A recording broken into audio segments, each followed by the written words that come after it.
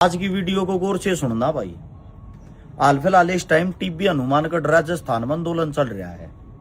किसानों पर वहां की क्रूर सरकार ने जोरदार लाठियां चलाई हैं। बहुत सारे किसान उस लाठी चार्ज में घायल हो गए। यह कोई पहली घटना नहीं है। आप लोगों को एक बात गौर से बता देता हूं, थारी थोड़ी आंखें खुल जाएंगी।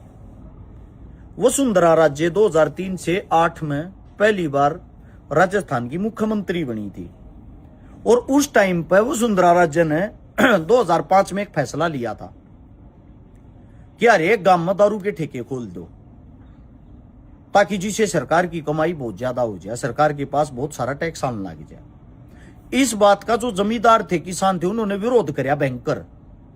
मेरे हिसाब से 2005 की जुलाई की बात होगी, 14-15 जुलाई के आसपास की। उन्होंने विरोध किया तो विरोध दर्ज करते हुए उन्होंने एक बात कही जी, गांव गांव गलिया दारू के ठेके खोलो, गांव गांव गलिया पानी की टंकी दे दो, पानी पीने की सुविधा दे दो। पानी की राजस्थान के अंदर बहुत ही ज्यादा किल्लत और कमी है। इस बात के लिए किसानों ने आंदोलन कर दिया। कोटा के आसपास वो आंदोलन हुआ था। उसमें वसुंधरा राजे ने सीधा लाठीचार्ज करवा दिया, जिसमें लगभग 5 किसानों की मौत होगी और घायलों की संख्या काफी ज्यादा थी। और उसमें एक हमारी ऐसी महिला की मौत होगी जो पेट से गर्भवती थी। उनकी मांग क्या थी? पानी की जी, पीने का पानी दे दो, हमने दारू ना चाहती। 2005 की बातें ही ये। अगर उस टाइम पर एक गांव में ठेके नहीं खुलते तो मेरे हिसाब से जो दारू है, उस दारू ने, उस नशे ने इतनी बढ़ोतरी नहीं मिलती। हक की बात थी, लेकिन सरकार ना अपना फायदा दिखता है। अब बात करते हैं दूसरे कार्यकाल की, जहां तक 2013 से 18 के बीच में वसुंधरा राजे फिर मुख्यमंत्री रही। उस टाइम पे जो जयपुर है, जयपुर शहर के अंदर लगभग 300 प्लस मंदिर तोड़े गए बीजेपी के सरकार में, जिसको हिंदुत्व की सरकार कहते हैं। 300 मंदिर तोड़े गए और मंदिर तोड़ने का कारण था अच्छे, यहां पर अच्छे से अच्छे मॉल हो, अच्छे शोरूम हो, मेट्रो स्टेशन हो, अच्छे पार्क हो। इन चीजों के लिए 300 मंदिर तोड़ दिए।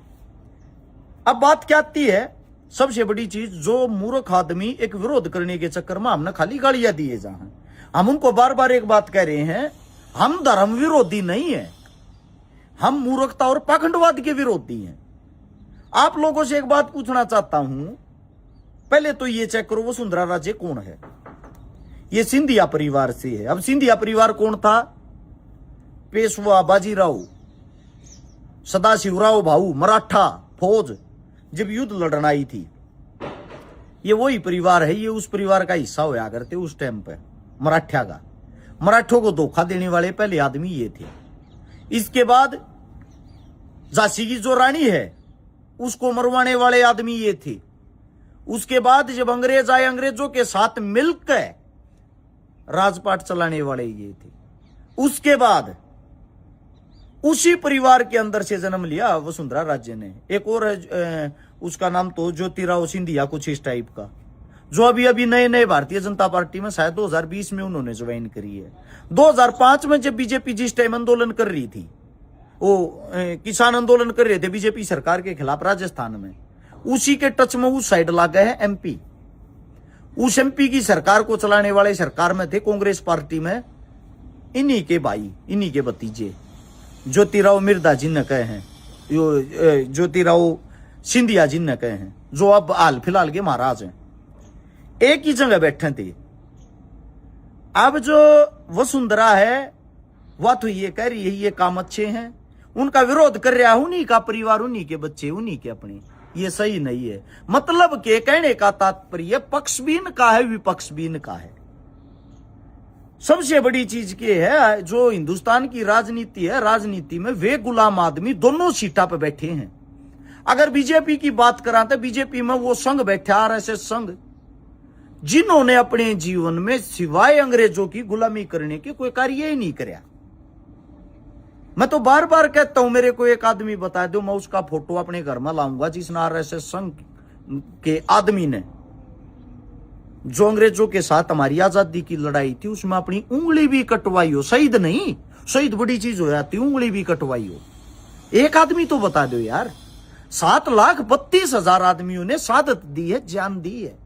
उन 7,32,000 का आंकड़ा निकाल के ये देखना क्या उनके परिवार के अंदर से कोई सीएम, पीएम, राष्ट्रपति बना है?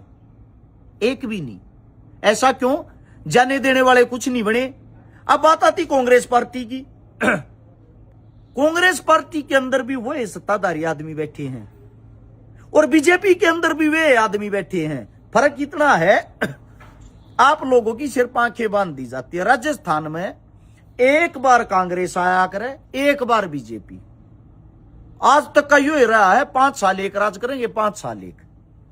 उन्हें क्यों तो विरोध करना है वहां के नेताओं ने? क्यों वहां के नेताओं ने संघर्ष करना है? क्यों वहां के नेताओं ने कोई लड़ाई लड़नी है? क्योंकि कन्फर्म है अब की बार बीजेपी है तो अगली बार कांग्रेस ऑटोमेटिकली आ जाएगी। वहां के लोगों की इतनी क्षमता है, 5 साल बाद वे सरकार बदल दिया करें। मैं आप लोगों को जो बातें समझाना चाह रहा हूं, सरकार कोई अच्छी नहीं होती, अच्छी हो अगर जनता। जब तक आप लोग जागरूक नहीं होगे, आप लोग खड़े नहीं होगे, कोई भी पार्टी अच्छी नहीं है। किसी भी पार्टी का कोई भी नेता अच्छा नहीं है, क्योंकि जनता जब अच्छे बुरे के भेद को ही भूल जाती है, उन्हें तुम्हारे से क्या लेना देना है। अब सबसे बड़ी चीज ये आती है, उसी सरकार की बात कर रहा हूं मैं, भारतीय जनता पार्टी की, जो मंदिरों को बढ़ावा दे रही है, जो ये कहने लग रही है भगवान ने लेने वाले, हम भगवान ने जिंदा करने वाले, हम हिंदुत्व के प्रचारक, हम हिंदुत्व के ठेकेदार हैं। उनके मैं सिर्फ एक कार्यकाल के 1 साल की बात कर रहा हूं, 2015 से 16 के बीच की। एक जगह की अकेले जयपुर में 300 मंदिर तड़वाने की आंकड़ा निकाल सको आप लोग। इतनी बड़ी चीज नहीं, गूगल पर शायद मिल जाएगा आप लोगों ने। अब कहने का तात्पर्य मेरा ये है, आप लोग मूर्खता में, आक्रोश में आकर जो अच्छी बात कहो उन गाल देना शुरू करते हो। और एक बात और को हमारे को बताते हो कि हम तो कांग्रेसी, हाँ कांग्रेस के खिलाफ तो ना बोलता, शैनी बात। इस बात का एक ही जवाब है, 2014 से भारतीय जनता पार्टी का राज है। जो एंड्रॉइड फोन थारे हाथ में, थारी गोज में है जी, मैं तुम वीडियो देखो हो, इसको चलाने वाला बीजेपी का मोदी साहब ही है। जो इसका एक वो लेकर आया, उससे पहले कितने के पास फोन थे भाई? खटके वाले फोन थे सबके पास। कितनी वीडियो डलियार थी? 2015 के लास्ट में, 16 के फर्स्ट में वीडियो डालने का, लाइव आने का ऑप्शन आया। उससे पहले वीडियो ना डलियार थी, फोटो डलियार थी। जब थे ही नहीं ये चीजें, हम विरोध किसका करें, कैसे करें? दूसरी बात, उस टाइम पर हम बच्चे थे, हमारी एज कहां थी इतने समझदार कहां थे? जब समझदार हुए तभी तो करेंगे। अगर कभी कांग्रेस आएगी, आम आदमी आएगी, और कौन सी पार्टी आएगी, उसमें जो कमियां होंगी हम तब भी ऐसे ही उजागर करेंगे, चाहे हम उस पार्टी के अंदर ही हों। हमें गुलामी मंजूर करने की आदत नहीं है, हम गलत को गलत कहेंगे। इतने बड़े बड़े परिवारों के बारे में जब हम बोलते हैं, आप लोगों को तो पता ही नहीं है, माना नहीं का हमारे पे दावा भी ठोक सकते हैं। हम गलत हैं तो हमें गलत साबित करो ना, मुकदमा दर्ज कराओ, कोर्ट में हमने भुगतना है। हमारा काम आप लोगों को जागरूक करना है। आप लोग जागरूक नहीं होते, कोई बात नहीं, 5-10 आदमी तो जागरूक होंगे। अगर 10 आदमी भी जागरूक हो गए तो हमारा जो ये वीडियो बनाने का उद्देश्य हो पूरा तो हो जाएगा। समझने की कोशिश करो कि आज भी हम गुलाम हैं, उस गुलामी में झगड़े हुए हैं। और राजनीतिक पार्टियों के ऊपर, दोनों तीनों पार्टियों के ऊपर जितनी भी पार्टियां हैं, वही आदमी आज भी राजपाट चला रहे हैं। वही आदमी MP MLA बनकर हमारे ऊपर बैठे हैं, जो अंग्रेज जाके बस्ते ठाया करते। यह बात आप लोगों ने समझाने चाह रहे हैं, तो हम आजाद कहां? अब भी समझ में नहीं आओ तो भाई देते रहो गाली, आप लोगों का काम है। राम राम।